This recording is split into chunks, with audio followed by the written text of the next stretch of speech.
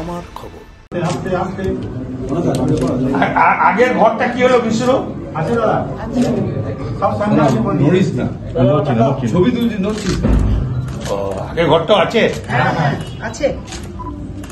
আরে আমার লাল পেড়ে শাড়ি তাতে নিয়ে আয় নামো না ক্যামেরাটা ও তো এমনি কোড়া শাড়ি নিয়ে এসছে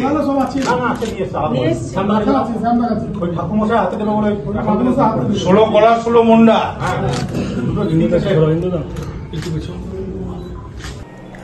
পুরনো রূপে বোলপুর তৃণমূল কার্যালয়ের মা কালী প্রায় 600 ভরি গয়নায় সাজলো মা।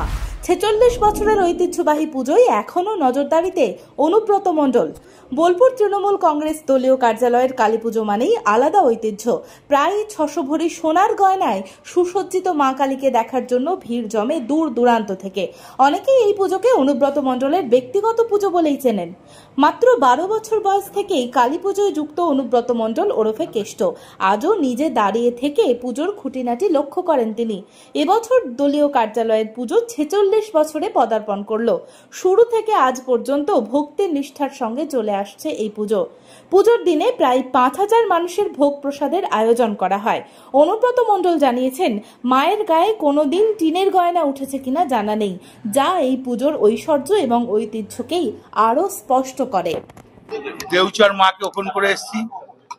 আমার জীবনে প্রথম আজকে নিচু বান করে গেলাম, কারণ মা না ডাকলে আমি যাই না। নিচু বান করা মা খুব জাগ্রত মা। আমি এইখান থেকে পুজো পাঠাই, প্রণাম সবকিছু পাঠাই, কিন্তু কোনদিন দর্শন হয়নি। আজকে নিচু বান করা মাকে দর্শন করে এলাম। দাদা ছোট থেকেই আমি কালী পুজোর দেখুন, আমি 12 বছর বয়স থেকে কালী মায়ের খুব ভক্ত। আমার বাড়িপুকুর ক্লাবটা 12 বছর যখন বয়স তখন থেকে আমি পুজো করি। বাড়িপুকুরের ক্লাবের ঠাকুরটা আমার 12 বছর বয়স থেকে আনা। আগে করতাম আমার পাড়ার ভেতরে, ওটা আস্তে আস্তে রোডের ধারে এসেছে। তারপরে এই পুজোটা মোটামুটি বয়স হয়ে গেল 46 বছর মতো। এই পুজোটাকে নিচে আসতো, হ্যাঁ, আমাদের পার্টির ছেলেরাই নিয়ে আসতো। ভাঙা পার্টি অফিস অনেক বিনোদ থাকতো, কিন্তু তখন ওই ভুলু টুলু থাকতো, হ্যাঁ, ওই তখন থেকে ঠাকুরটা আমি এনেছিলাম। তা বোরা দেখাশোনা করতো। তারপর আস্তে আস্তে ঠাকুরটাকে উপরে তোলা হলো, ওই পুরোনো পার্টি অফিস থেকে উপরে তোলা হলো। তারপর আস্তে আস্তে মন্দির হলো।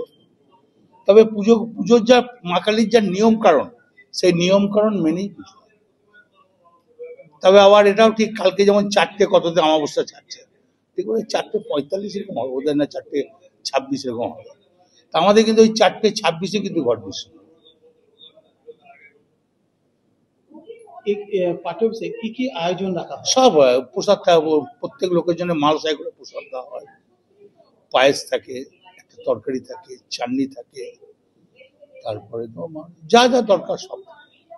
আপনাকে দেখা যায় যে আপনি মাকে গয়না পরাতে বেশি ভালোবাসেন। আমি কোনদিন পড়াই নাই, পার্টির লোকরা পড়াবো, আমি দাঁড়িয়ে থাকি। এবারে যখন মায়ের কাছে দাঁড়ালাম, এটা আমার তখনকার থেকে নেশা।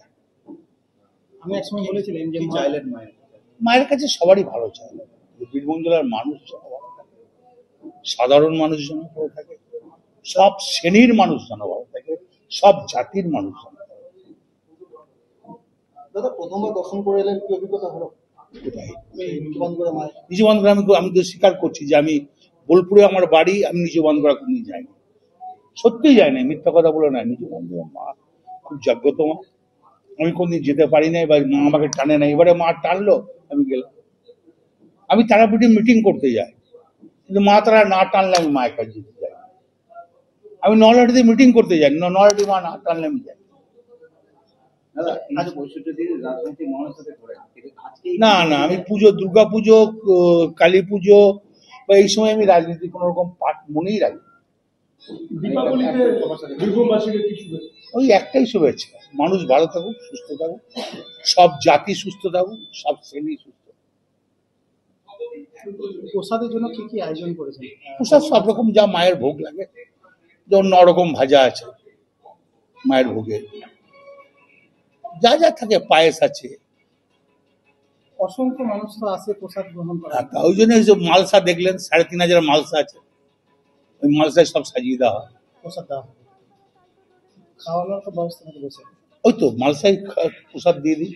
এগুলো বাড়ি নিয়ে চলে যায়। আর ধরো হয়তো অতক্ষণ দাঁড়িয়ে বসে থাকতে পারে না, এখন মালসা সব জায়গায় নিচু বান করে দাও, মালসা system। সব পুজো প্যান্ডেলই মালসা। একসময় আমি বলেছিলেন যে মায়ের গায়ে যে অলংকার গুলো সেগুলো একটা আপনি মানে টিনে রাখবেন না, সেই জায়গা থেকে আস্তে আস্তে মাকে একদম সাজিয়ে তুলেছেন। আমি জানি না মা কোনদিন টিনের পড়েছে কিনা, আমার জানা নেই। 44 বছরে মা কোনদিন টিনের গয়না পড়েছে কিনা আমার জানা নেই। মা নিজের গয়না মা নিজেই তৈরি করে। আজকে কালী পুজোর দিনে কত জনা গয়না দেবে, এবং সেগুলো দিয়েওছে। প্রত্যেক বছরই পড়ে, যার যার মানসিক থাকে।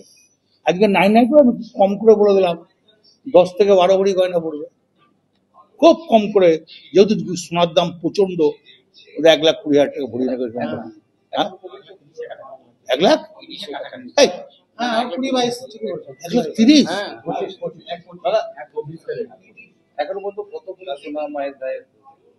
ওই আগেও যা ছিল, এখন আরবারে কত পড়েছিল আমার মনে নেই, তার আগে বছর কত পড়েছে সেই হিসেবগুলো ওরা দিতে পারবে। তা প্রত্যেক বছর পড়ে ভাই, আমি দেখেছি বহু সাধারণ মানুষ সন্ধে লাগবে, কেউ দেখি হার দেয়, নাকচাবি দেয়, তারপরে যেগুলো টিকলি দেয়, টিকলি গলার চিক দেয়, তারপর তোমার নথ না কি বলে, সোনার নথ দেয়, এসব দেয়, পড়বে অনেক সোনা পাবে। দাদা সামনে 2026 ইলেকশন, আজকে কালী পুজো মায়ের কাছে কি চাই? একবারই না, আজ রাজনীতি কথাবার্তা হয় না। সবাই ভালো থাকুন, সুস্থ। মুখ্যমন্ত্রী এবং অভিষেক বন্দ্যোপাধ্যায়ের নামে কি পুজো হবে? হ্যাঁ, কংগ্রেস হচ্ছে, তারাপীঠে হচ্ছে, নরটেশন হচ্ছে, কি হচ্ছে? পুজো হচ্ছে। প্রত্যেক বছরই যা হয়, মমতা ব্যানার্জি অভিষেক পুজো হয়, এবারেও হচ্ছে। ঐতিহ্যের সাথে আধুনিকের ছায়া, ভরো জুয়েলার্স রূপে মায়া। ভরত জুয়েলার্স, গুণমানের অঙ্গীকার, শান্তিনিকেতন রোড, বোলপুর। দেখতে চোখ রাখুন আমাদের ফেসবুক ও ইউটিউব চ্যানেলে।